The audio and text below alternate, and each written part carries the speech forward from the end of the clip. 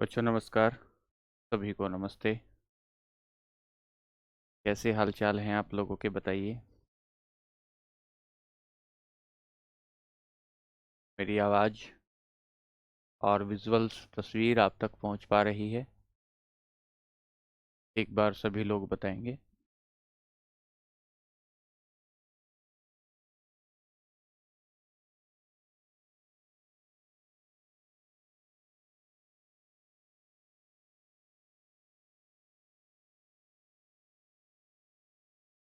मासूम, रईन, good afternoon, Rahul Meena, नमस्ते, रीना परासर, राधे राधे, जय श्री राम।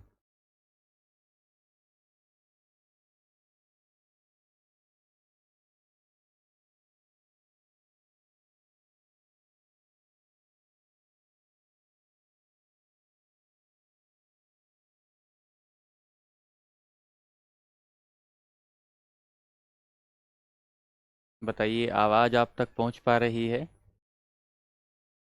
एक बार बताएंगे कि आवाज़ ठीक है, आप तक पहुंच पा रही है?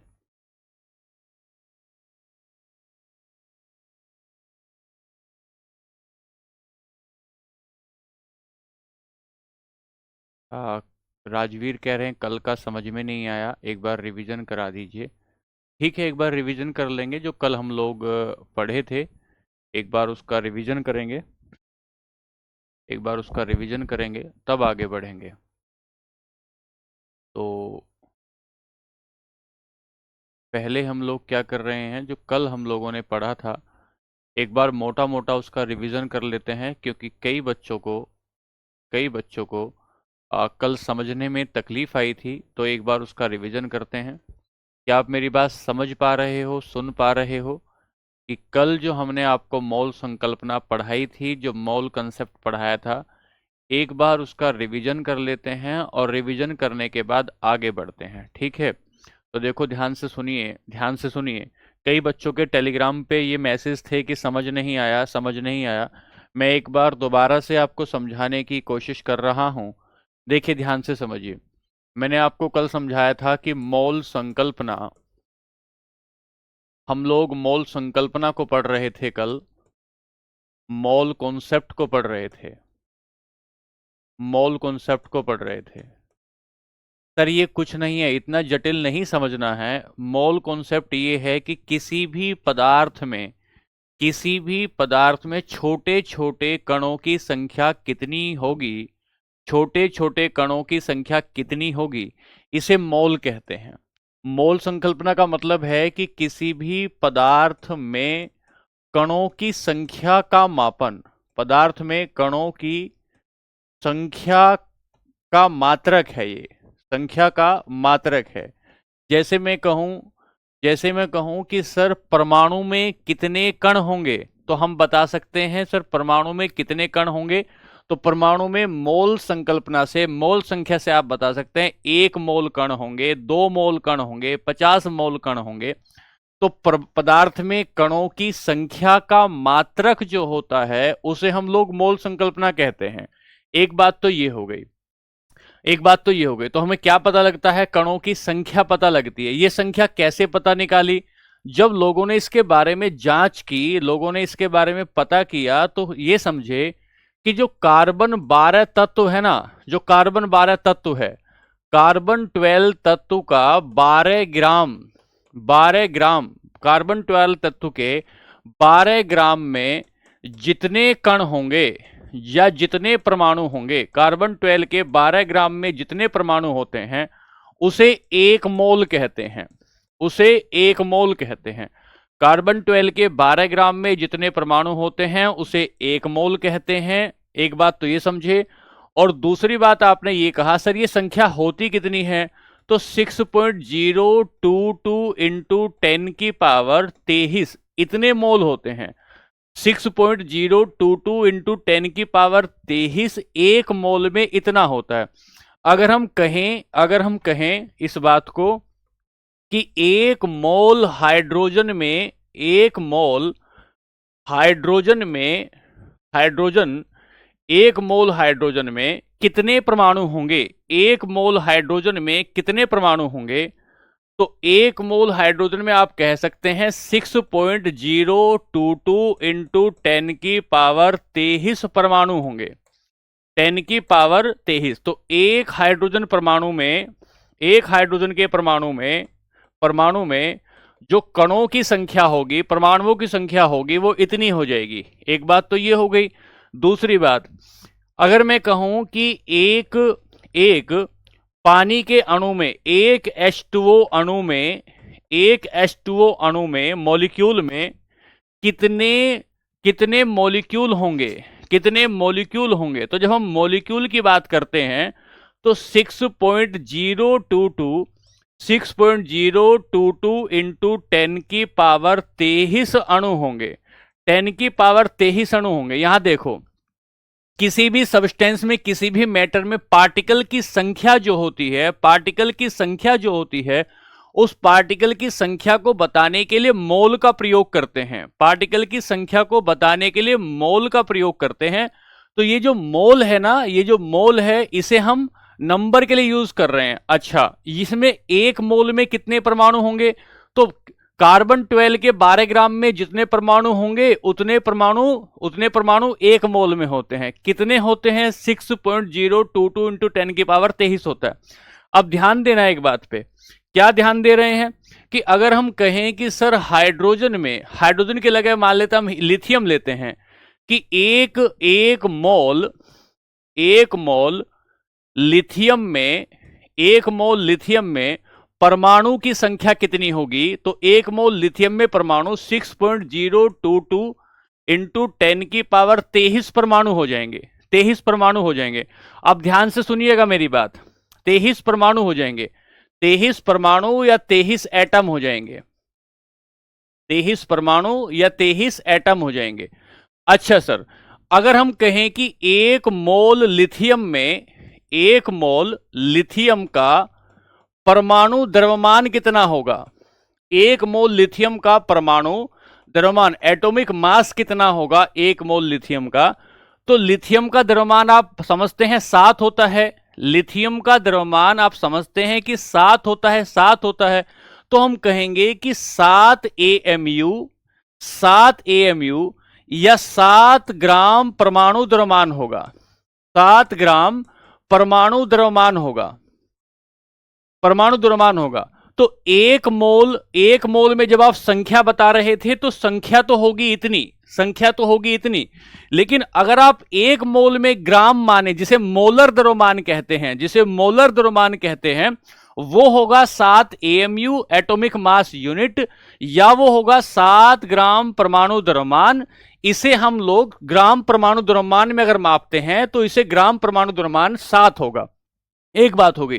दूसरी बात आपने कही, सर ये जो हीलियम होता है 1 मोल, एग्जाम्पल ले रहे हैं, एक एग्जाम्पल ये लिया, एक एग्जाम्पल ले लिया, एक एग्जाम्पल ले लिया, 1 मोल हीलियम का परमाणु द्रव्यमान कितना होगा? 1 मोल हीलियम का परमाणु द्रव्यमान कितना होगा? तो आप बताएंगे कि 1 मोल हीलियम का परमाणु द्रव्यमान मोटा मोटा लिखेंगे तो 4 ग्राम हो जाएगा, 4 ग्राम होगा।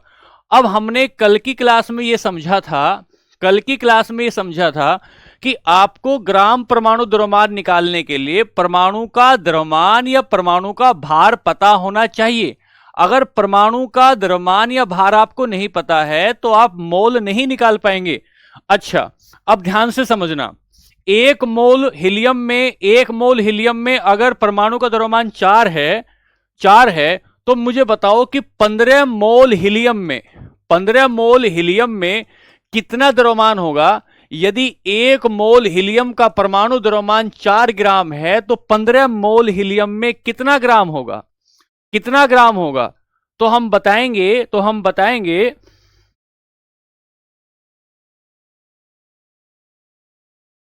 1 मोल में 4 ग्राम है तो 15 चौका 60 ग्राम हो जाएगा, या इसे ही 60 AMU कहते हैं। और अगर आपके पास ये पता है कि अगर आपसे सवाल ये पूछा जाए कि 60 ग्राम हीलियम में कितने मोल होंगे, अगर आपसे पूछा जाए, ये सवाल कल की क्लास में आपको पढ़ाया गया था, 60 ग्राम हीलियम में कितने मोल होंगे? तो सर जब मोल की समझेंगे तो 1 मोल कितना है, 1 मोल बराबर 4 ग्राम है। तो 60 को अगर 4 से डिवाइड करोगे तो 15 मोल आ जाएंगे, 15 मोल आ जाएंगे, 15 मोल आ जाएंगे। अब देखो मैं आपको यहां बताना चाहता हूं, देखिए ये तो हमने कहा था कल का ही, मैं कल का ही रिवीजन करा रहा हूं तेजी से। एवोगाड्रो संख्या क्या है, एवोगाड्रो साइंटिस्ट के नाम पे हमने लिया था, इसे NO कहते हैं या Na भी कहते हैं, एवोगाड्रो नंबर। फिर यहां से आगे हम लोग सवाल पर चलते हैं। ये देखिए ध्यान से, आपने कहा कि ऑक्सीजन गैस पर विचार करिए और ऑक्सीजन अणुओं के 1 मोल का भार कितना होता है। ऑक्सीजन अणुओं का 1 मोल, देखिए ध्यान से, अगर ऑक्सीजन अणु की बात करेंगे तो O2 होता है, O2 होता है।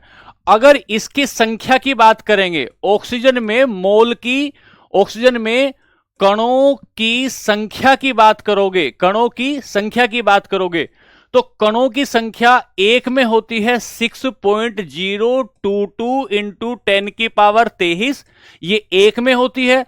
अगर 2 की बात करेंगे तो कणों की संख्या इतनी हो जाएगी। अगर कणों की संख्या की बात करोगे तो इतना मोल हो जाएगा, इतना मोल 6.022 इंटू 10 की पावर 23 इंटू 2 मोल हो जाएगा, 2 मोल हो जाएगा। बात समझे क्या? ठीक है। दूसरी बात, अगर हम कहें कि इसका द्रव्यमान कितना होगा, इसका मोलर द्रव्यमान कितना होगा, मोलर द्रव्यमान कितना होगा, मोलर मास कितना होगा, तो ऑक्सीजन का 16 होता है, 16 एक ऑक्सीजन का 2 का हो गया तो 32, तो 32 ग्राम कह सकते हो या 32 AMU कह सकते हो, 32 ग्राम कह सकते हो या 32 AMU कह सकते हो। मैं दोबारा से आपको समझा रहा हूं बच्चों, दोबारा से आपको बता रहा हूं कि ये कणों की संख्या निकालोगे तो 1 मोल में इतनी होती है, 1 मोल में इतनी होती है। फिर से समझाता हूं सूरज एक बार कि 1 मोल बराबर, 1 मोल ऑक्सीजन बराबर, 1 मोल ऑक्सीजन बराबर 16 ग्राम, ऐसा मान के चलो। 1 मोल ऑक्सीजन बराबर 16 ग्राम, और 16 ग्राम में कण कितने आएंगे, 6.022 इंटू 10 की पावर 23। तो अगर कण की बात करोगे, कण तो इतने हैं 1 मोल में, 1 मोल में कण तो इतने हैं, और 1 मोल ऑक्सीजन के परमाणु में, 1 मोल ऑक्सीजन के परमाणु, हां परमाणु द्रव्यमान को ही परमाणु भार कहते हैं। 1 मोल ऑक्सीजन के परमाणु में वजन कितना होगा, वजन होगा 16 ग्राम। तो 2 मोल में कितना वजन, 32 ग्राम, 2 मोल में कितना वजन, 32 ग्राम हो जाएगा। अब यहां कह रहा है ऑक्सीजन के अणुओं के 1 मोल का भार बताना है, ऑक्सीजन के अणु के, ऑक्सीजन के अणुओं के 1 मोल का भार बताना है। तो ऑक्सीजन के अणु का भार लेगा तो अणु होता है O2, 1 में होता है 16, 2 में होता है 32। क्या आपको ये बात समझ में आई? क्या आप समझे? अगला सवाल लेता हूं फिर से अगला सवाल लेता हूं। ये तो कल बता दिया था इसका, तो ये आपका कार्बन और हाइड्रोजन, इसका परमाणु द्रव्यमान पूछा था, तो हमने बता दिया था कि परमाणु कार्बन का 6 होता है, इस कार्बन का 12 होता है और इसका 1 होता है, तो 12 1 ये हो गई थी बात। यहां से आगे चलिए। अच्छा ये देखिए, इसको समझिए ध्यान से कि 90 ग्राम पानी में मौजूद मोल की संख्या बतानी है। 90 ग्राम पानी में मौजूद 1 मोल बराबर, पानी को लेंगे, पानी का मतलब है H2O, H2O, तो H2O में हम लोग इसका द्रव्यमान निकालते हैं, कितना, H2O बराबर 1 मोल अणु, ये परमाणु नहीं होगा, ये 1 मोल अणु होगा। और अगर इसका द्रव्यमान निकालेंगे कितना होगा, तो हाइड्रोजन का 1 होता है, 1 और 1 2, और 16 इसका 18 ग्राम हो गया। 1 मोल अणु में 18 ग्राम द्रव्यमान हुआ, 1 मोल अणु में 18 ग्राम द्रव्यमान हुआ। ये कहता है 90 ग्राम में कितना होगा, 90 ग्राम में कितना होगा। तो ऐसे निकालते हैं, ऐसे निकालते हैं, मोल की संख्या, बच्चों ध्यान से सुनना, मोल की संख्या बटे ग्राम द्रव्यमान, कण का द्रव्यमान बटे कण का, या पदार्थ लिख दो, कण की जगह पदार्थ ठीक है, पदार्थ का द्रव्यमान, पदार्थ का द्रव्यमान, और डिवाइड बाई 1 मोल अणु का द्रव्यमान। अणु भार कितना है, अणु का द्रव्यमान या अणु भार कितना है, ये देखो। तो पदार्थ का द्रव्यमान कितना है, ये पूछता है 90 ग्राम में, और अणु कितना है 18 ग्राम, तो 5 मोल आ जाएंगे, 5 मोल आ जाएंगे। 18 कैसे आया, लवकुश पूछ रहे हैं 18 कैसे आया? भाई हाइड्रोजन का परमाणु द्रव्यमान होता है 1, कण है इसमें 2, तो 1 जमा 1, 1 जमा 1, 2 ग्राम द्रव्यमान हो जाएगा। ऑक्सीजन का परमाणु द्रव्यमान, परमाणु भार होता है 16, तो 16 हो गया ये, तो 16 और 2 ये, 2 ये और 16 ये, कितना हो जाएगा? 18 हो जाएगा। बात समझ में आई क्या? बताओ 90 ग्राम में, भाई बताओ एक बार, समझ में आया क्या? द्रव्यमान किसे कहते हैं? कितना वजन है तुम्हारे भीतर उसे द्रव्यमान कहते हैं। तुम्हारे भीतर कितना वजन है उसे द्रव्यमान। बच्चों एक बार प्लीज बताओ, आपको समझ में नहीं आ रहा था, अब समझ में आया कि नहीं आया? तो हाइड्रोजन के एक अणु में हमने ले लिया, एक अणु 1 मोल अणु के बराबर होगा, हाइड्रोजन का 1 मोल अणु के बराबर होगा, और ये जो 1 मोल अणु के बराबर होगा, 1 मोल अणु के बराबर होगा, ये 18 ग्राम होगा। टोटल कितना द्रव्यमान है? अणु से आप रिपीट इसे को डिवाइड कर दोगे तो टोटल 90 आ जाएगा। एक सवाल और लूंगा, अगला तो ये तो आपको पता ही था, इसको तो छोड़ो, यहां लेते हैं। यह देखते हैं कि ऑक्सीजन के 1 मोल परमाणु का वजन 16 ग्राम है, तो ओजोन का कितना होगा? 1 मोल परमाणु, 1 मोल परमाणु का वजन कह रहा है, संख्या नहीं। 1 मोल परमाणु का वजन, परमाणु का वजन कितना है? 16 ग्राम है, 16 ग्राम है। किसका? ऑक्सीजन का। 1 मोल ऑक्सीजन के परमाणु का वजन कितना ग्राम है? 16 ग्राम है, ठीक है। और हमें ओजोन लेना है, तो ओजोन में कितने परमाणु होते हैं? ओजोन में 3 परमाणु होते हैं। अगर 1 मोल का वजन 16 ग्राम है, तो 3 मोल परमाणु का वजन, 3 मोल परमाणु का वजन कितना हो जाएगा? 3 मोल परमाणु का वजन कितना हो जाएगा? तो भाई ये 16 गुना 3 48 ग्राम हो जाएगा। 16 गुना 3 48 ग्राम हो जाएगा, ठीक है। अब कुछ क्लियर हो रहा है क्या भाई? एक बार बताओ। अब बच्चों के आंसर आ रहे हैं, अब बच्चों के आंसर आ रहे हैं। अच्छा ये ले लेते हैं, एल्यूमिनियम का परमाणु द्रव्यमान 27 ग्राम है, तो एल्यूमिनियम के 54 ग्राम में परमाणुओं की संख्या कितनी होगी? तो आपने कहा है मोलों की संख्या, ये आपने वो क्या सूत्र क्या बनाया? मोलों की संख्या बराबर पदार्थ का द्रव्यमान, बराबर पदार्थ का द्रव्यमान, द्रव्यमान लिखूं, पदार्थ का भार लिखूं, पदार्थ का वजन लिखूं, कंफ्यूजन नहीं होना है। डिवाइड बाई परमाणु भार, डिवाइड भाई परमाणु भार लिखो या परमाणु द्रव्यमान लिखो। तो एल्यूमिनियम का यहां से सूत्र बना रहा हूं। एल्यूमिनियम में दिया कितना है इसने? 54 ग्राम में पूछता है, 54 ग्राम में, और है कितना? 27 है इसका, तो 27 दूनी 2 मोल आ गए। कितने मोल आ गए? 2 मोल आ गए। बहुत बढ़िया अभी समझ में आ रहा है। सनी देवल भाई 3 कैसे आ गया? 3 कैसे आ गया? 2 ही तो आएगा। 8 का क्वेश्चन, सवाल नंबर 8 फिर बता दूंगा, रुक जाओ, यहां पे आओ। ये तो तुम्हें पता है, ये संख्या कितनी होगी, तो ये हो जाएगा, ये तो ये है, ये भी छोड़ो, यहां आ जाओ। हीलियम के 64 ग्राम में कितने मोल होंगे? हीलियम के 64 ग्राम में कितने मोल होंगे? आर्यन समझ में आ गया, ठीक है भाई।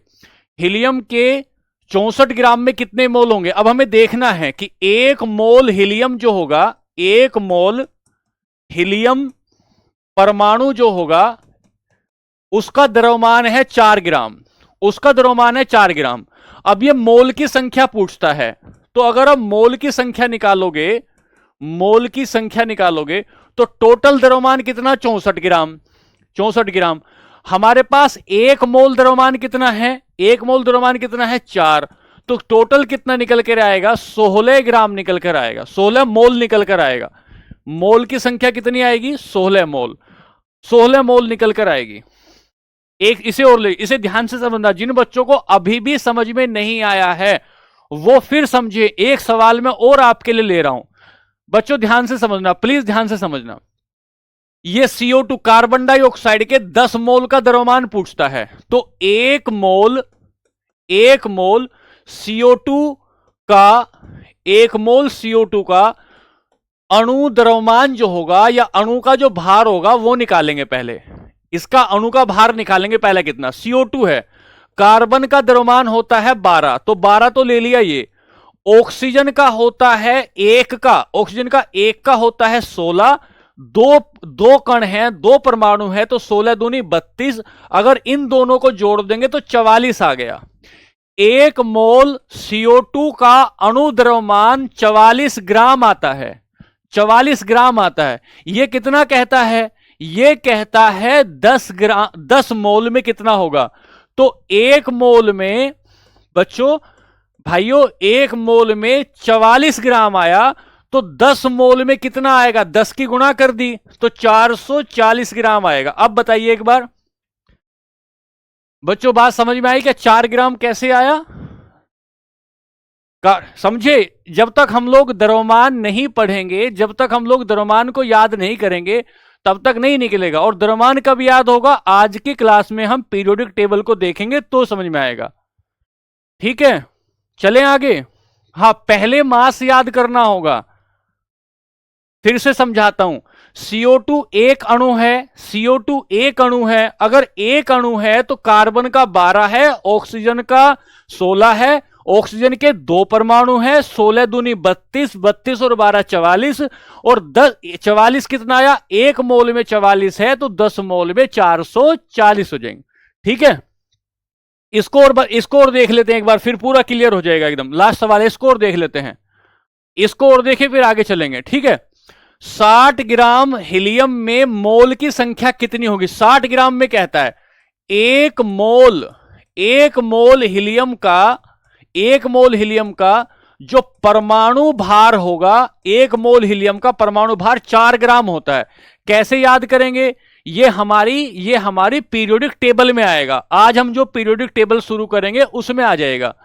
तो 60 ग्राम में कितना होगा भाई? 4 ग्राम है और 60 ग्राम में पूछ रहा है, तो मोल कितना होता है? मोल बराबर होगा टोटल 60 ग्राम बटे 4 ग्राम, 15 मोल आ जाएगा।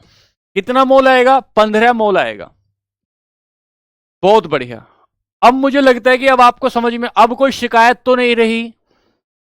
एक बार बता दो, अब कोई शिकायत तो नहीं रही?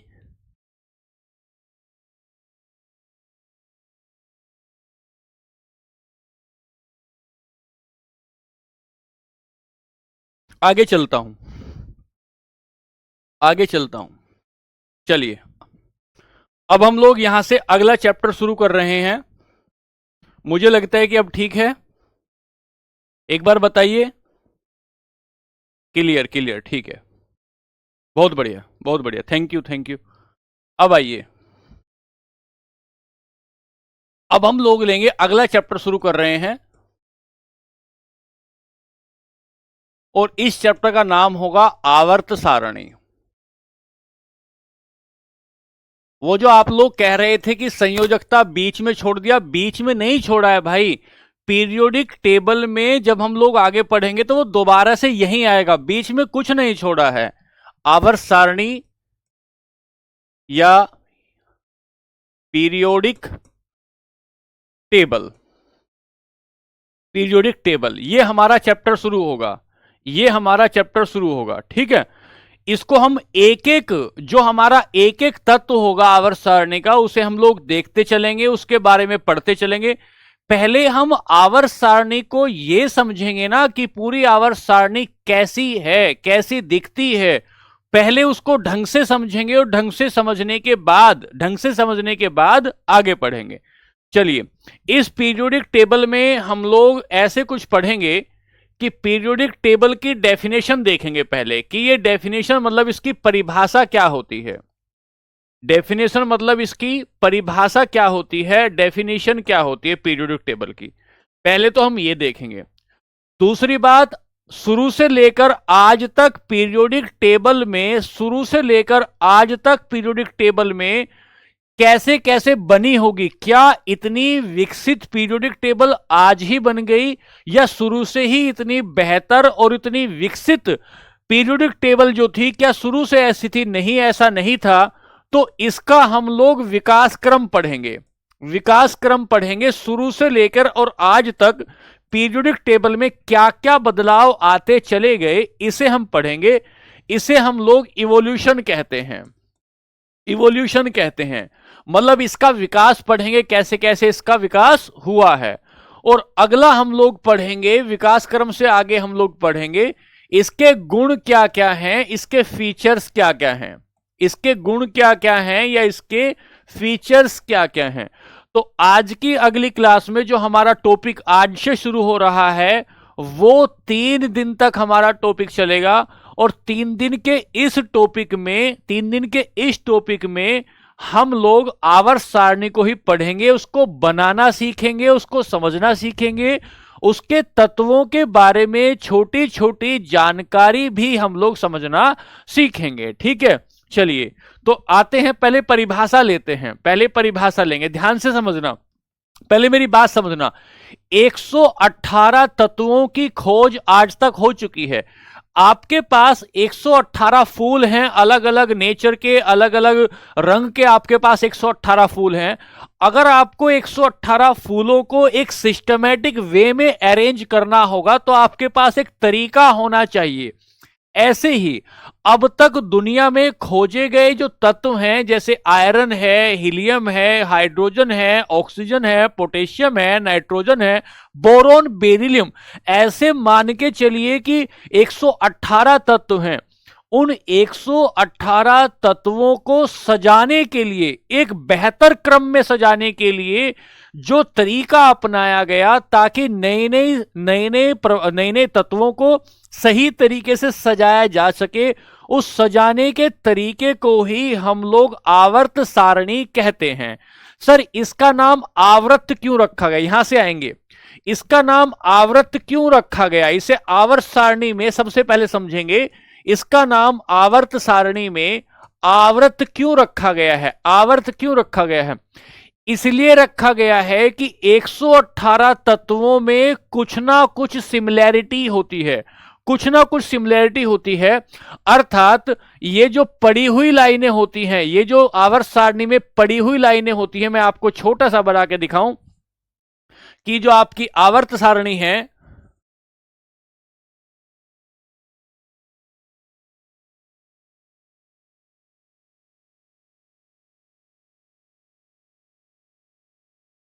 ऐसे आवर्त सारणी बनेगी।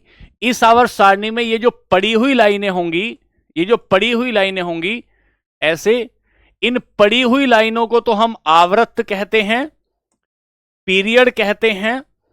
और ये जो खड़ी हुई लाइनें होती हैं, ये जो खड़ी हुई लाइनें होती हैं, इन खड़ी हुई लाइनों को हम समूह कहते हैं, ग्रुप कहते हैं, ग्रुप या समूह कहते हैं। ये जो पड़ी हुई लाइनें हैं आवर्त सारणी में, इनकी संख्या 7 है। और ये जो खड़ी हुई लाइनें हैं आवर्त सारणी में, इसकी संख्या 18 है। मैं अभी ढंग से इसको पूरा डिटेल में समझाऊंगा, लेकिन मैं शब्द ले रहा हूं आवर्त।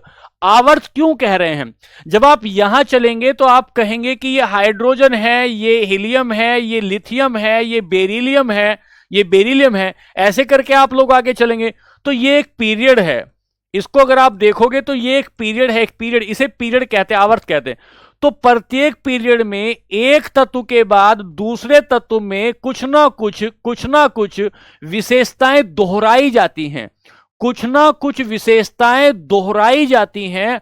आवर्त का मतलब है दोहराव, आवर्त का मतलब है रिपीटेडनेस। कुछ ना कुछ चीजें रिपीट होती हैं, कुछ ना कुछ चीजें दोहराई जाती हैं।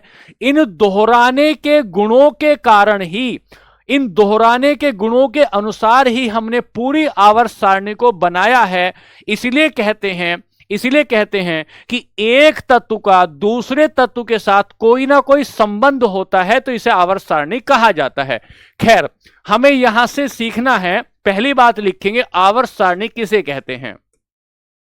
पहली बात लिखेंगे आवर्त सारणी की परिभाषा, पीरियोडिक टेबल।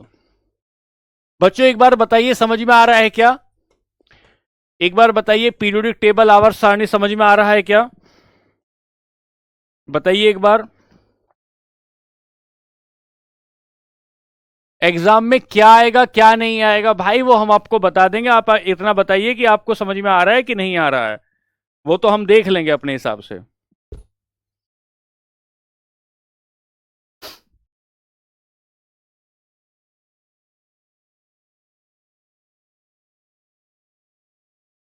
सब पढ़ाएंगे, सब पढ़ाएंगे, ठीक है।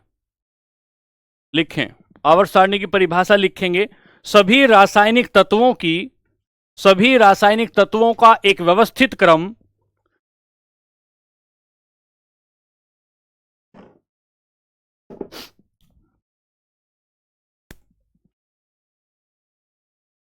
सभी रासायनिक तत्वों की व्यवस्थित तालिका को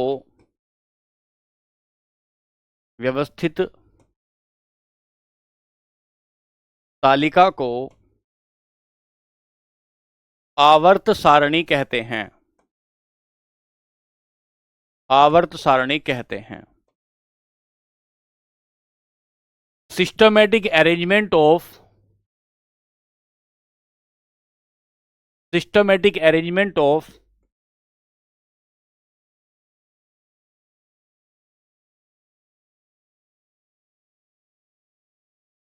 periodic table is a systematic arrangement of all chemical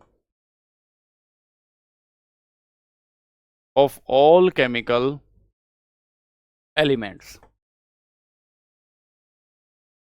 all chemical elements। Systematic सभी रासायनिक तत्वों की व्यवस्थित तालिका को आवर्त सारणी कहते हैं। पहली बात सभी रासायनिक तत्वों की व्यवस्थित तालिका को आवर्त सारणी कहते हैं। टेबल क्या होती है? तालिका होती है। अब लिखेंगे विकास क्रम।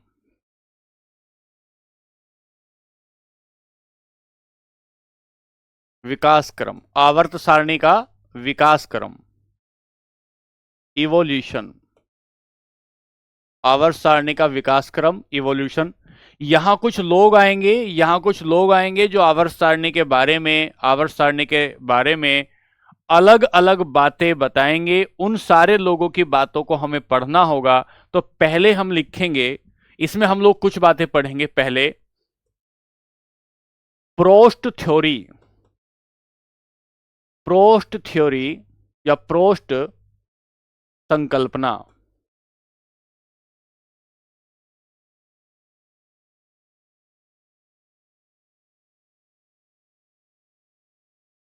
प्रोस्ट हाइपोथेसिस, पहले तो इसके बारे में पढ़ेंगे। यहां से बाहर निकलेंगे प्रोस्ट के बाद आगे निकलेंगे तो आपको मिलेगा डोबेनर। डोबेनर का त्रिक सिद्धांत, डोबेनर का त्रिक सिद्धांत, ट्रायड मॉडल ऑफ डोबेनर, डोबेनर का ट्रिक सिद्धांत। यहां से डोबेनर से आगे बढ़ेंगे तो न्यूलैंड का अष्टक सिद्धांत, न्यूलैंड का अष्टक नियम, न्यूलैंड का अष्टक नियम, ऑक्टेव लॉ ऑफ न्यूलैंड। यहां से आपके हर साल परीक्षा में कोई ना कोई सवाल आया है। ऑक्टेव डेबेरनर, डेबेरनर का त्रिक सिद्धांत, डोबेरनर उधर लिखा है ना। Octave law of Newland. अगला चौथा लिखेंगे मैंडलीफ की, मैंडलीफ मैंडलीफ की आवर्त सारणी, मैंडलीफ की मूल आवर्त सारणी, मैंडलीफ की मूल आवर्त सारणी।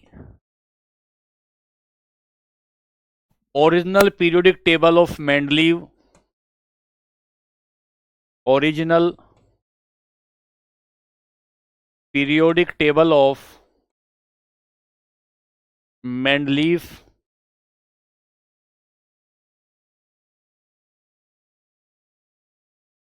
मेंडलीव। और अंतिम में पढ़ेंगे मोसले की आधुनिक आवर्त सारणी। आधुनिक या मोसले,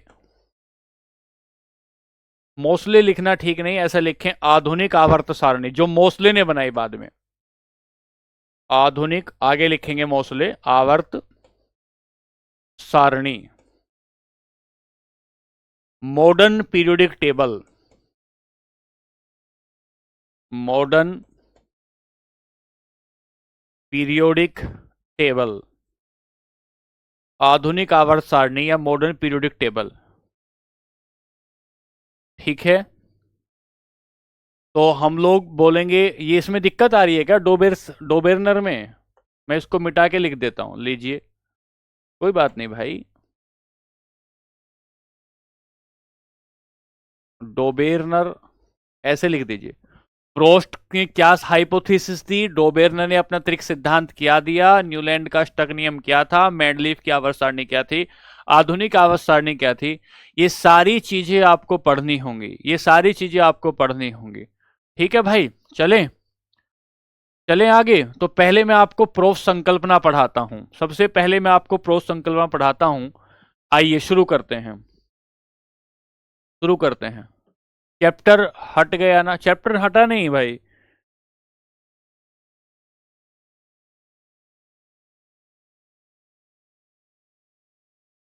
शुरू करूं क्या? कुछ चीजें समझ में नहीं आती हैं, आप ठीक से नहीं समझाते हो। मनोज भाई, क्या नहीं समझ में आते हो बता दें एक बार। ठीक है, नेगेटिव कमेंट ही मैं पढ़ता हूं, पॉजिटिव को नहीं पढ़ता हूं। चलिए चलिए सर, आगे पढ़ते हैं। आइए आगे पढ़ते हैं। लिखेंगे पहली प्रोस्ट संकल्पना, बहुत ध्यान से पढ़ेंगे।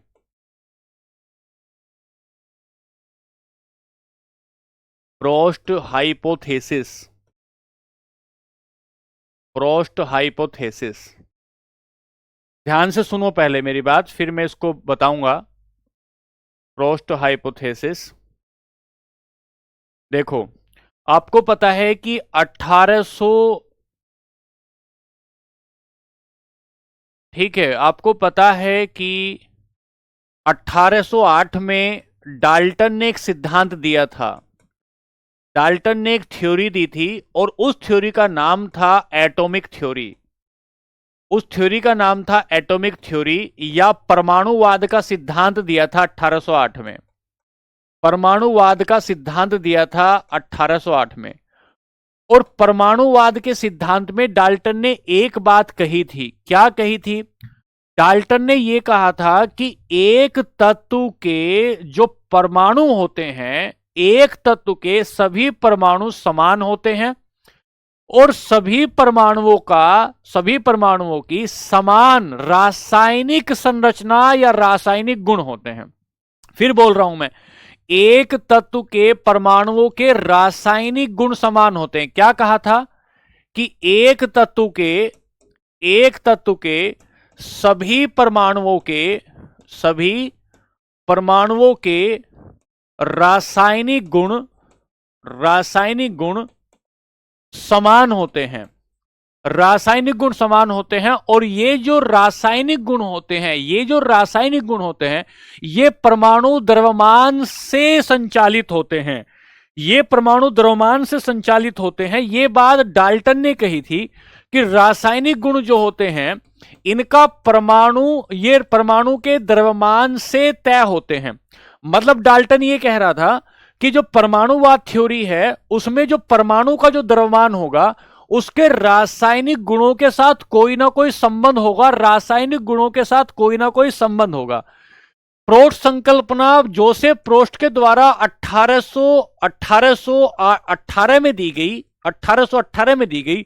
और इसमें यह कहा कि परमाणु द्रव्यमान, सेम ये बात दोहराई कि परमाणु द्रव्यमान का किसी भी तत्व के रासायनिक गुणों से संबंध होता है। मैं फिर समझा रहा हूं क्या कहते हैं। डाल्टन ने एक बात कही थी कि एक तत्व के सभी परमाणुओं के रासायनिक गुण समान होते हैं, और ये जो रासायनिक गुण होते हैं, इनका परमाणु द्रव्यमान से कोई ना कोई संबंध होता है। मतलब किसी भी तत्व का कैसा रासायनिक गुण होगा, ये उसके परमाणु द्रव्यमान पर निर्भर करेगा। उदाहरण लेकर चलते हैं। मान लेते हैं हाइड्रोजन है, हाइड्रोजन का परमाणु द्रव्यमान 1 है। सर हीलियम का परमाणु द्रव्यमान 4 है। सर लिथियम का परमाणु द्रव्यमान 7 है। सर बेरिलियम का परमाणु द्रव्यमान 9 है।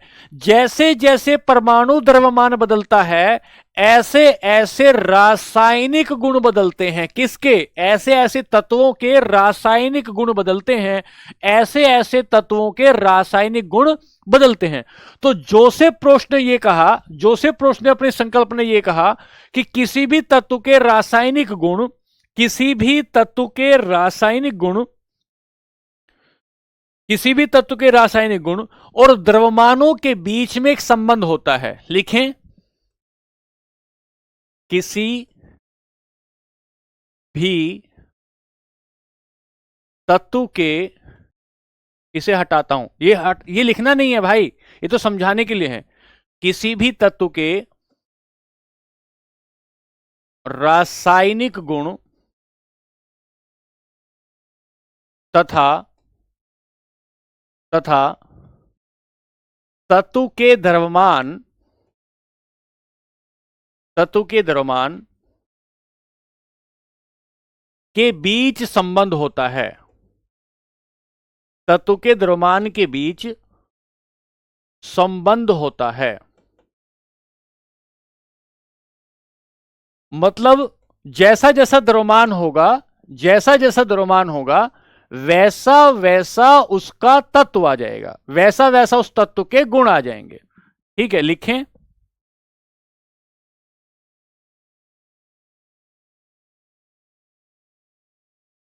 There is a relation between atomic mass and atomic mass of element and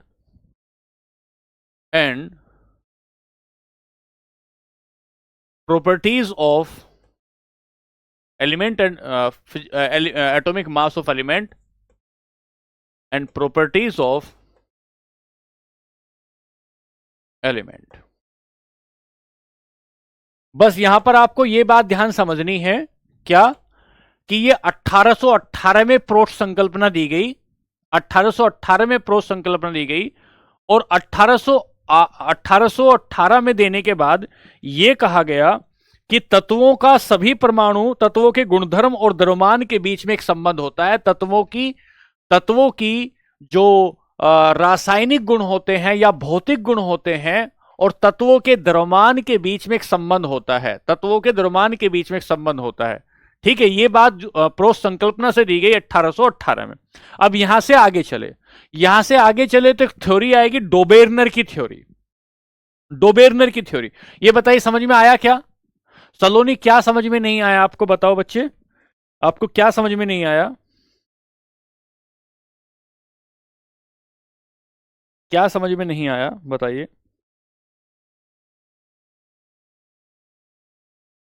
अगला लेते हैं, दूसरा, डोबेर्नर का त्रिक सिद्धांत।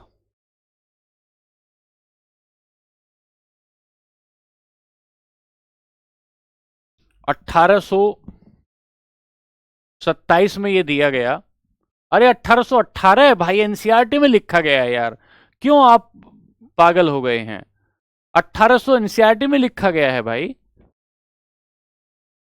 1827 ये क्या कहता है कि अगर परमाणु द्रव्यमान को, अगर सभी जितने भी हमारे पास तत्व हैं, उन सभी तत्वों को अगर परमाणु द्रव्यमान के क्रम में रखा जाए, परमाणु द्रव्यमान के क्रम में अगर उनको रखा जाए, तो पहला जो तत्व होगा और जो तीसरा तत्व होगा, पहले और तीसरे तत्व का परमाणु द्रव्यमान का औसत तीसरे वाले तत्व के या दूसरे वाले तत्व के परमाणु द्रव्यमान के बराबर होगा। दोबारा बोलता हूं।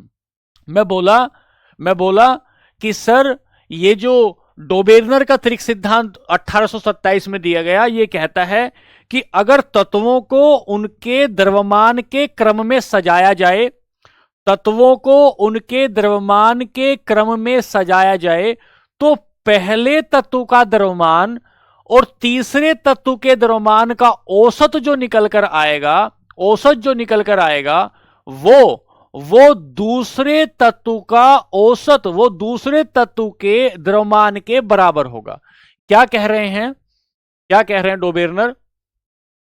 यदि यदि तत्वों को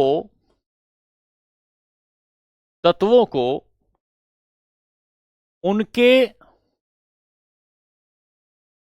द्रव्यमान के अनुसार, तत्वों को उनके द्रव्यमान के अनुसार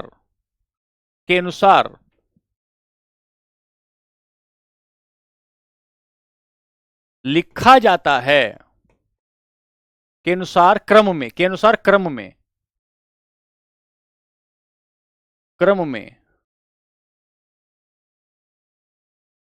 भाई क्या समझ में नहीं आ रहा है? नींद आ रही है आपको? क्या नींद आ रही है?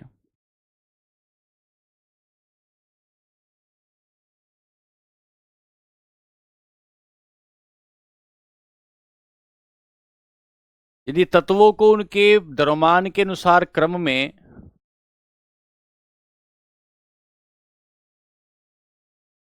रखा जाता है, तो पहले तथा तीसरे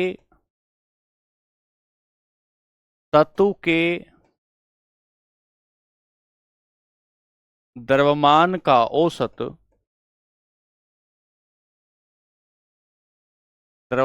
औसत दूसरे तत्व के द्रव्यमान के बराबर होता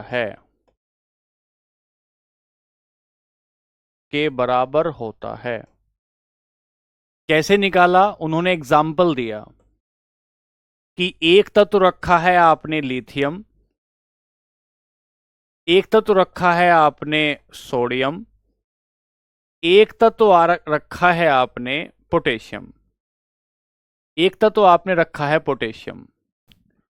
तो यहां जब हम लोग आएंगे लिथियम में, तो लिथियम है 7, पोटेशियम है 39, तो 39 और +7 करेंगे और 2 से इसे डिवाइड कर देंगे, तो ये 23 निकल कर आएगा।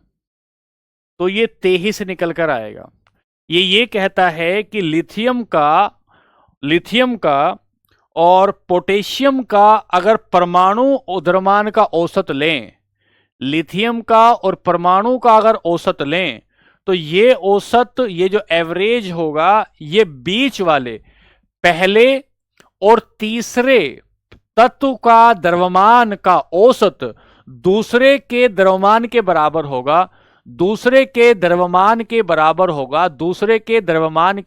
होगा, ठीक है? बात समझे क्या? आगे चलते हैं, अंग्रेजी में इसको लिखते हैं।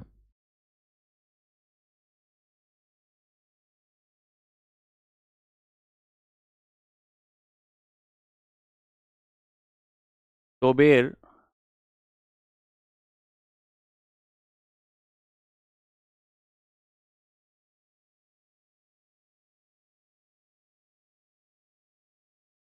Triad model.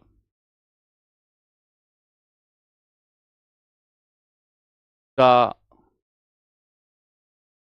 average of first and third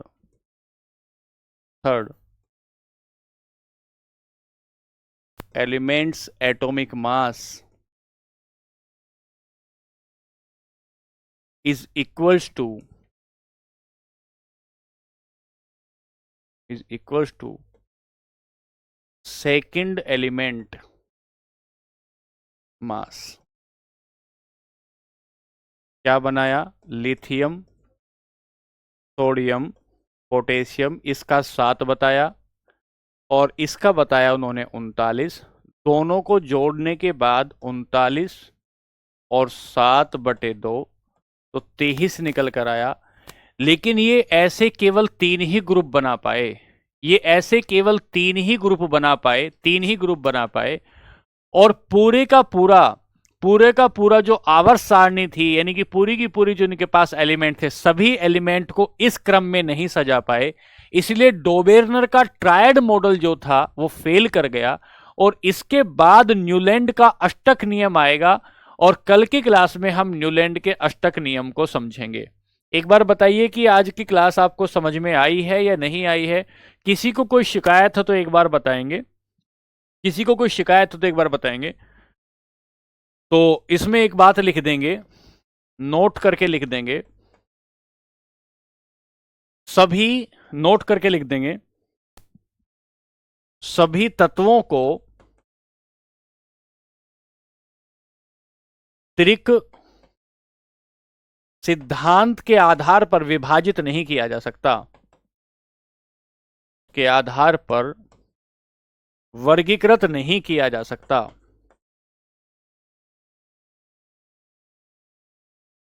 ठीक है बच्चों, कल हम लोग आते ही पढ़ेंगे अष्टक का नियम, कल हम लोग आते ही पढ़ेंगे अष्टक का नियम और फिर आगे देख रहे होंगे। ठीक है, फिर आगे एक बार